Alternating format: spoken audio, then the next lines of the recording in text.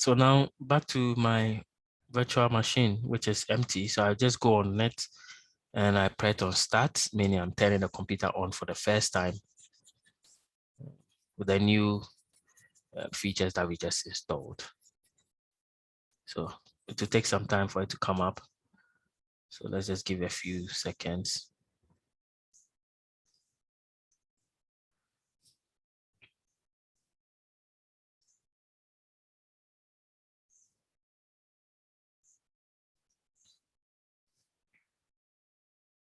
So it's coming up, it's asking you, where is your image? So your image is the operating system, because this is new. It's saying that you need to select the optical disk or physical optical drive, blah, blah, blah. Technically, what it's just asking is that now you have a virtual machine, but you don't have any operating system. So where do you have your operating system so that we can install it for you?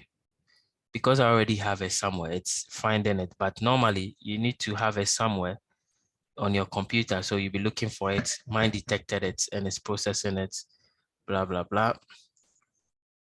It'll take, so I'll just click on it and then I'll choose it. And then when I press on start, it's now starting it. So basically what's happening now is that I'm trying to install it's asking me whether I want to install it. So I'll say, yes, I want to install it.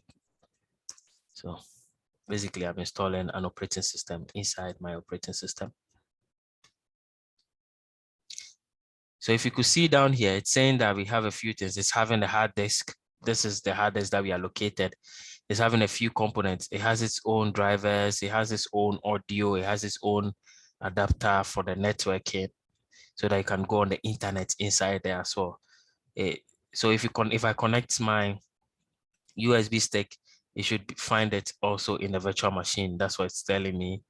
And it has the video card. So basically it's just allocating some of the resources for my virtual machine as well. So that's what's really happening at this moment.